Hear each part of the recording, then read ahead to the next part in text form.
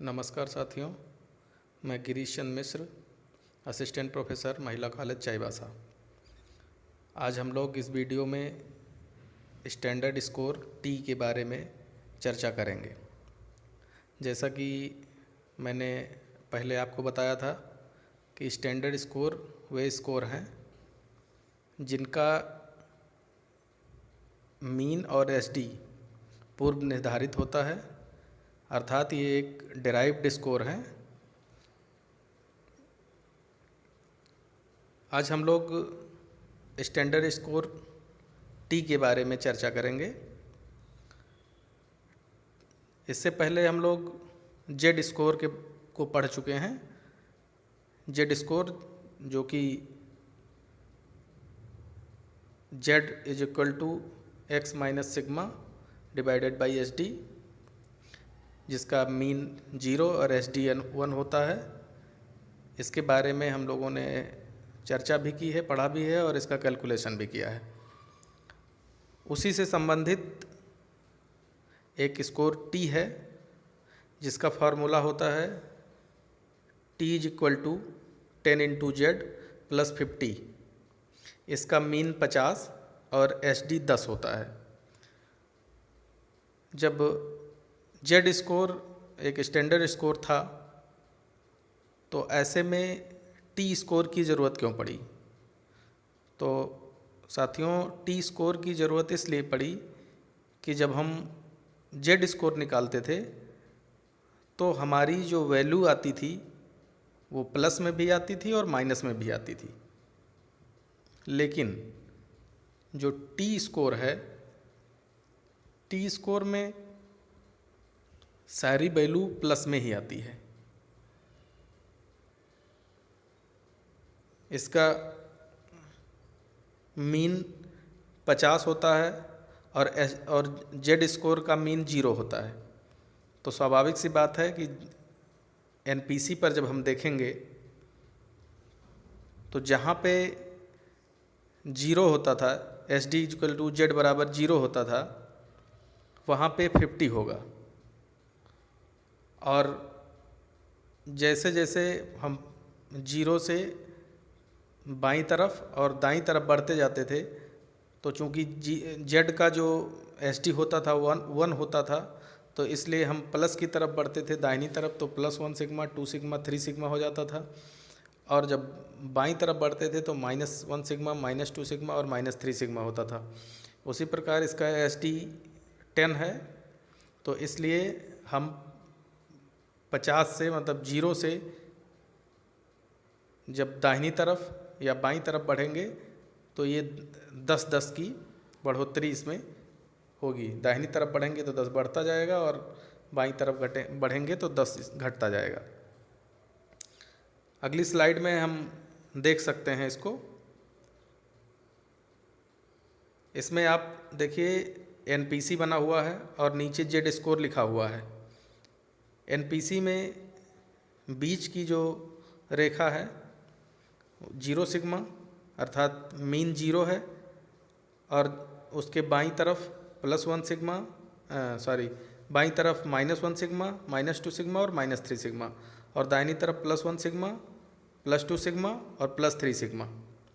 इसी प्रकार आप अगली स्लाइड में टी स्कोर देख सकते हैं।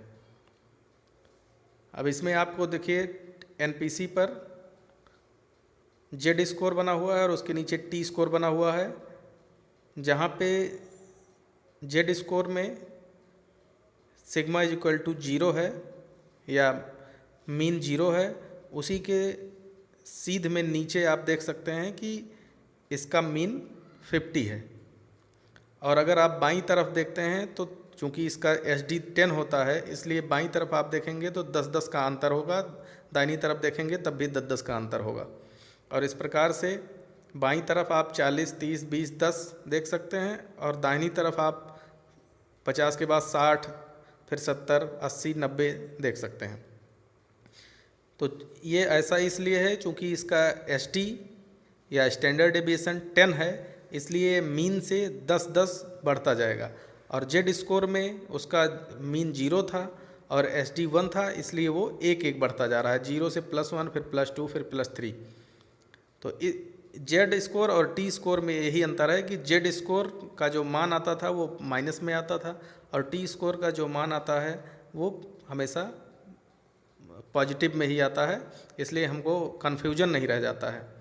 अगली स्लाइड में आप देख सकते हैं कि अगर कोई स्कोर दिया हुआ है, प्राप्तांक दिया हुआ है, उस प्राप्तांक में किसी बच्चे का जो स्कोर आया है वो 30 आया है और उसका मीन 40 है और SD 20 है। तो इसमें अगर आपको T निकालना हो तो सबसे पहले आपको Z निकालना पड़ेगा। तो Z = x - m divided by SD। तो इसमें आप अगर निकालना चाहेंगे तो आपका माइनस में आएगा। आप स्क्रीन पे देख सकते हैं इसका मान -0.5 आ रहा है। अब इस Z वैल्यू को आप T के फार्मूला में पुटअप कर सकते हैं। तो T = 10Z + 50 है। अब इसमें Z की जगह पे आप -0.5 रख देंगे तो आपका वैल्यू आ जाएगा 45।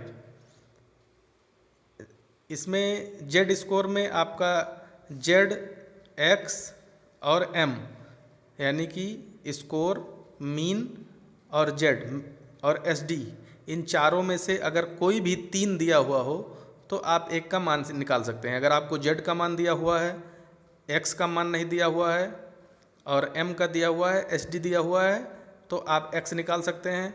आपको X दिया है, Z दिया है, SD दिया है, M नहीं दिया है तो आप M निकाल सकते हैं।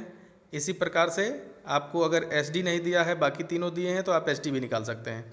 और T स्कोर निकालने के लिए आपको Z के मान की ज़रूरत पड़ेगी। तो इस प्रकार आप देख सकते हैं कि ये जो वैल्यू आ रही है वो Z में माइनस में आ रही है, लेकिन T में जब आप जाएंगे तो आप देख सकते हैं कि T वैल्यू पॉजिटिव में आ रही है, 45 आ रही है। यानी कि आप अगली नेक्स्ट स्लाइड में आप देख सकते हैं कि जो हमारा 50 है वो हमारा बीच में पड़ रहा है, मीन 50 है इसका, और 45 जो है वो मीन से बाईं तरफ पड़ रहा है। चूँकि इसका SD T स्कोर का 10 है तो इसलिए ये वैल्यू 40 और 50 के बीच में पड़ेगी, 45। और अगर आप इसको Z स्कोर पे देखना चाहेंगे तो ये -1 और 0 सिग्मा के बीच में पड़ेगी। चूँकि -0.5 सिग्मा है इसलिए ये -1 सिग्मा से 0 सिग्मा के बीच में पड़ेगी। अगर आप T स्कोर पे इसको निकालते तो आपको ये थोड़ा सा कन्फ्यूजन हो सकता था कि -0.5 सिग्मा कहाँ आएगा, लेकिन जब आप T पे देखेंगे इसको तो आप सीधा समझ सकते हैं कि ये 40 और 50 के बीच में आएगा। इसलिए ये जो आपको येलो लाइन जो दिख रही है इसी पे आपका ये 45 वैल्यू पड़ेगी।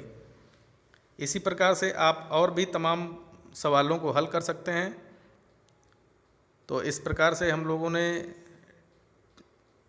T को हल किया, इसके स्कोर को समझा, एक कैसा स्कोर है और इसके कैलकुलेशन कैसे हम लोग कर सकते हैं, NPC पर इसको कैसे प्रदर्शित कर सकते हैं।